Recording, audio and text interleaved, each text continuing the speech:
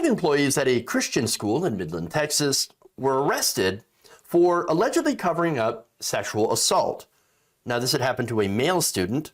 According to a report from News West 9, the superintendent, principal, and baseball and football coaches at Midland Christian Academy were aware of video taken where a freshman classmate was assaulted and sodomized with a baseball bat. So I should have given you a trigger warning on that because this is a horrifying story. The assault reportedly took place in a locker room at the school stadium during baseball practice on January 20th. The victim had told a forensic investigator at the local Children's Advocacy Center that he was in the locker room changing when the lights were turned off. Another student had told the victim that it was freshman initiation day before beginning the assault. The victim was pushed to the ground while being hit, while everyone, there were multiple people apparently in that room as well, where they were screaming at him. He stated he attempted to hit his attacker, but was told he was not allowed to defend himself. According to the affidavit, the victim then stated that he was assaulted sexually with a bat. So this is awful. And it kind of makes you wonder what the hell kind of culture the student body has at this supposedly Christian school. Now, Superintendent Jared Lee, one of the ones who was arrested, said that Midland Christian serves as a bright light in West Texas. While we strive for excellence in every aspect of our work to make our Father proud, while we never compromise the worth of a child or the calling to bring them in closer communion with God. Yes, that same superintendent had the gall to put that message.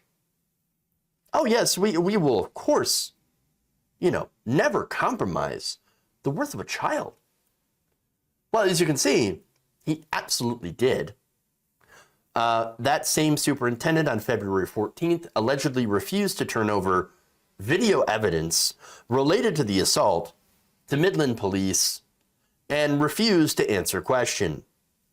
Officers determined that the 5 people arrested all had knowledge of the sexual assault, but did not report it as required by the Texas Family Code.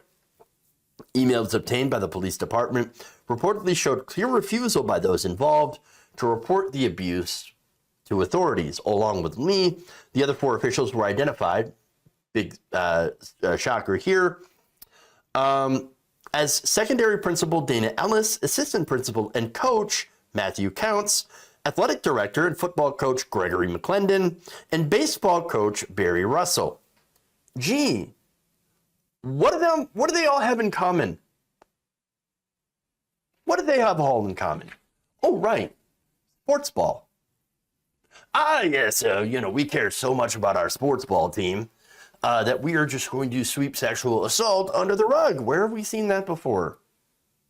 Where have we seen that before? Now, look, a couple of things to note here. For one, sexual assault, we know doesn't get reported enough as it is. Doesn't matter. You have such low reports of people and who get sexually assaulted. You have so many victims out there that will never, ever see justice, never have their story hit the light of day. And a lot of it, I believe, is the result of the teachings at some of these schools, that it's about shame. If you're victimized, you let it happen. That's what we see in a lot of, unfortunately, related to a lot of religion or religious teachings. Not always, of course, but here you have, again, shame, victim shaming, victim blaming in a lot of cases.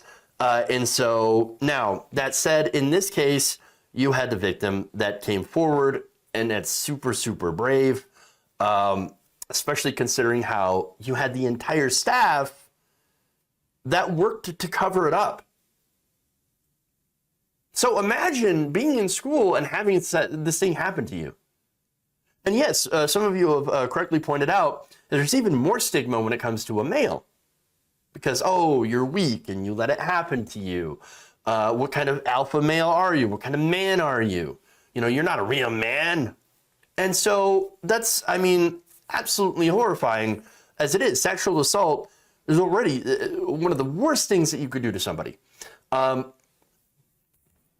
then blaming them for it and shaming them for it is even worse.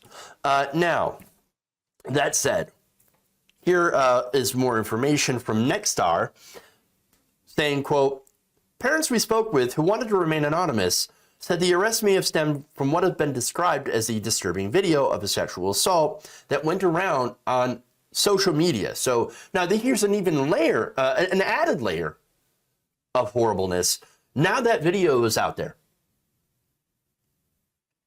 So people can see it, people can watch that person get re-victimized over and over and over again.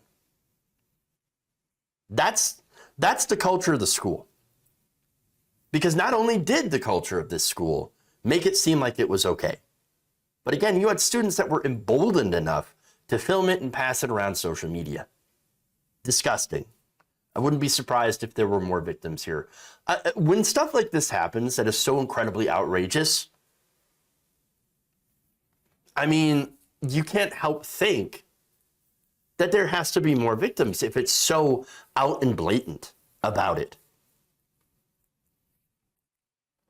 And not only that, but of course, you also had the staff that had worked to cover it up. Now, why would there, again, it doesn't really matter the reasons here because it's absolutely wrong. But I'm guessing here, oh, you know, even though it's my job to protect the students, what I'm going to do is I'm going to protect my school and I'm going to protect my sports ball team. That's what's going on. Hey, look, sports. Oh, hey, look, our reputation. It's the same thing with Jim Jordan, right? Another example, Jim Jordan. A lot of accusations there and cover-ups in order to protect, what is it? Oh, the name of the school. You know, oh, the good name of our Christian academy. This is a good Christian school. If this gets out, if this happens, well, this doesn't look good for us. No, it doesn't look good. It will embarrass us. Well, what about the victims who are constantly victimized and re-victimized by this? Every time somebody plays that video, it's still out there. No, this is horrible. Look, I'm glad some people have been arrested for this, and that, you know, for alleging a cover-up, or for allegedly covering it up. Now, they were reportedly charged with failure to report with intent to conceal neglect or abuse. Unfortunately, the charges on this are not very long. It's a Class A misdemeanor, which is only punishable by up to a year in jail. I think those charges should be a lot harsher. Again, we're dealing with kids here, okay? You allowed a child, to be assaulted under your watch and hid it for your own selfish reasons when you knew. There are people out there that have a plant that get busted with it that spend more time in prison than this. I mean, this is horrifying. No, they should absolutely, if convicted, get more prison time than that. Than just a year? No, absolutely disgusting. There actually needs to be some real justice. And this is not it.